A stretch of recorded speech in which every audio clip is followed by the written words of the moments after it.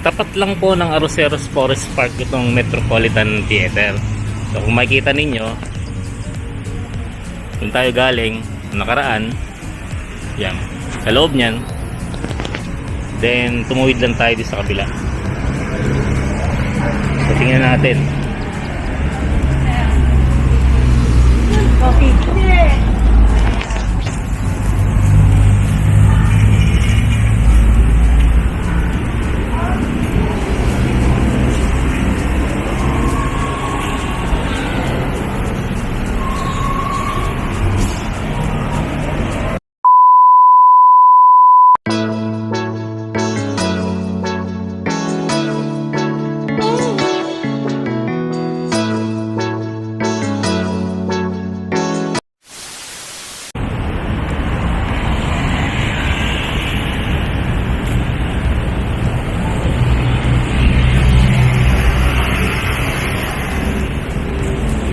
So, napuntahan ko yung pinaka-entrance ng nitong Metropolitan Theater. Akala ko kasi after nung sunog ay sinara siya. Tinitingnan ko kasi yung pinaka-harapan. Hindi pala, functioning pa rin ngayon yung Metropolitan Theater since last year na binuksan ulit ito sa publiko. At may palabas nga, actually ngayon may palabas. So kung nakipag-usap ako dun sa guard, kung may palabas siya nga, meron daw yung kay Nora Honor palalabas ngayon. And may schedule yung mga pinalalabas dito sa Metropolitan Theater. So nagpaalam din ako na kukuha lang din ako ng mga videos dito sa labas. Sa labas lang naman, di naman sa loob. Okay lang naman daw. So good thing, good to know na functioning pa rin itong ating Metropolitan Theater. Dahil ang daming dinaanan nito, muntik napabayaan, then buti na lang na i-revive ulit. Nasunugan nung June, pero hindi naman daw ganun kagrabe, sabi ng gwardiya. Okay? So, lagay natin yung history ng Metropolitan Theater. Ang Metropolitan Theater ay isang tanghalan sa Maynila, isang Philippine Art Deco at idinisenyo ni Juan M. Arellano at binuksan sa publiko noong December 1931. Ito'y matatagpuan malapit sa Mehan Garden sa munisipyo ng Maynila at sa Arroceros Forest Park. Naitayo ito dahil sa proposal ni Senator Juan Alegre na gumawa ng tanghalang malapit sa Mehan Garden at ito'y pinayagan ng lehislatura ng ating bansa noong mga panahong iyon. Dito na itanghalang iba't ibang pagtatanghal gaya ng sarswela, drama at mga foreign classics. Ngunit nang pumasok ang ikalawang digmaang pandaigdig, nasira ang bubong at mga pader nito. Pagkatapos ng digmaan ay ginawa itong boxing arena, motel, gay bar, basketball court at ginawang tahanan ng mga walang bahay sa Maynila. Taong 1978 ay ipinanukalang i-restore ito sa inisyatibo ni Ginang Imelda Marcos bilang gobernador ng Metro Manila at pangunahan ang pagsasaayos nito ni Otilio na pamangkin ng orihinal na arkitekto na si Juan Arellano. Ngunit taong 1996 ay muli itong isinara dahil sa alitan ng kung sino ang nagmamay-ari sa pagitan ng Manila City Administrator at ng GSIS. Muling tinangkang buhayin ang teatro noong 2010 nila President Lori Arroyo at ng Manila Mayor Alfredo Lim.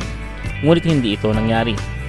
Ang paglalagay ng historic marker nito noong June 2010 ay pinangunahan ni President Arroyo at ito ang naging hudyat na ito ay isa ng National Culture Heritage.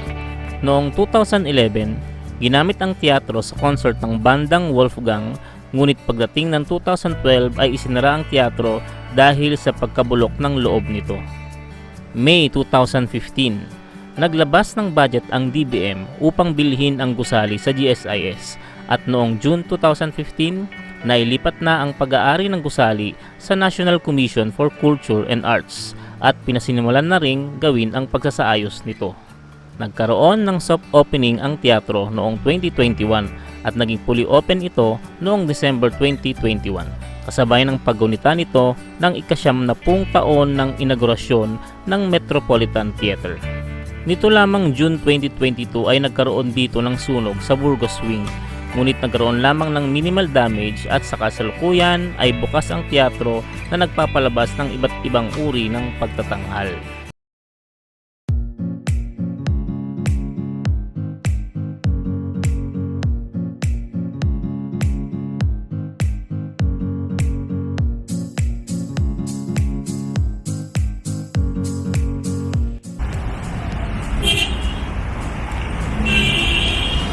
So ito yung pinaka main entrance ng Metropolitan Theater. Ayan.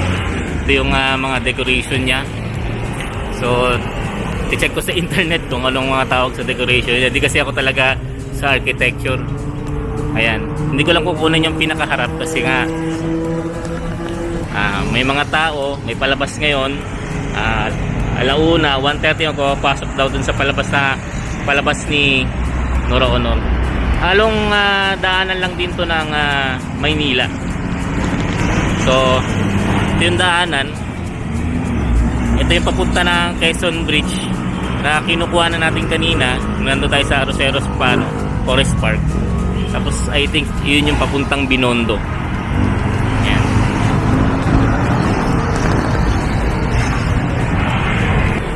So ito yung historical marker ng Metropolitan Theater.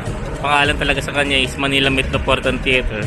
Pero alam ko iniklian na lang sa Metropolitan Theater. Ayan. Niligay ng NHI. Ngayon ay yata ay nasa Historical Commission of the Philippines. Ayan. So historical place na nga ito.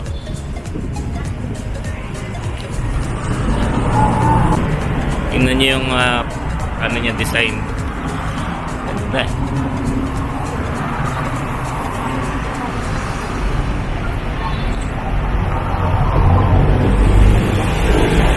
So naglalakad-lakad tayo dito sa paligid ng Metropolitan Theater. At ito yung itsura niya.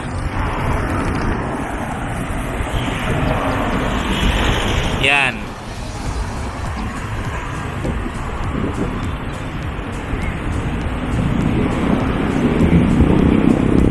So nakalagay sa labas may mga tarpaulins. Pati yata yung mga featuring na palabas na pinalalabas nila.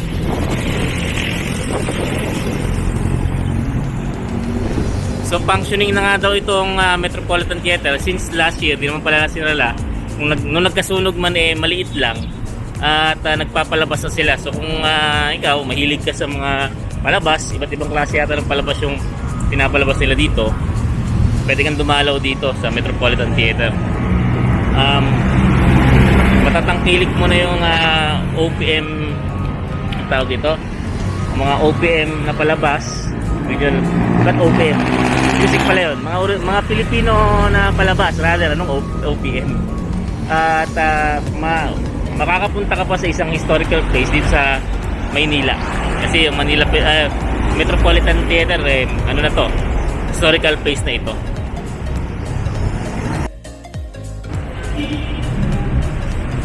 So dito tayo ngayon sa isang underpass ng Maynila. Kasi natawid ako sa kabila. Punta nga ako ng Binondo. Hindi ko alam kung saan ako lalabas dito. Anyways, medyo luma na nga siya. Kailangan nang linisin para gumanda ulit. Mas maganda yung nakita ko sa sa Makati.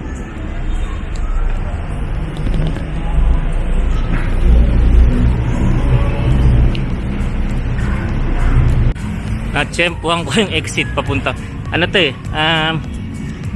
hindi ako nagkakamali. Post office pala mali. So nasa tapat tayo ng post office sa Maynila. Okay, tapos ito ay Andres Bonifacio Monument. Monument ba? Ayan. So natsyempohan ko lang.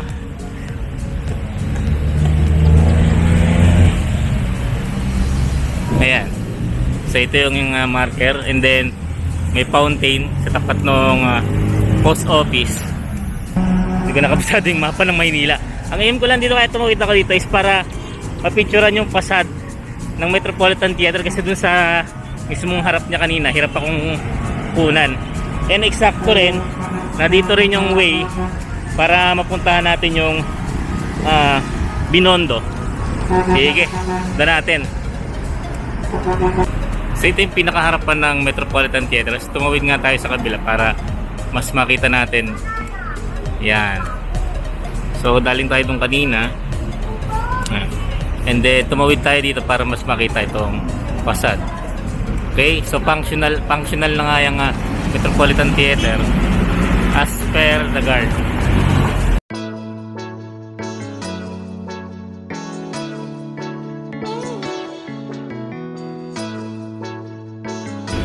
Sa patuloy nating pagkagala dito sa Maynila, kita ko yung old BPI building na isa rin sa mga historical building sa Maynila. May nakita kang circular building dito, mga lumang building na rin. Sa baba niya yung Association of Volunteer Fire Chiefs na Firefighter of the Philippines, Chinatown.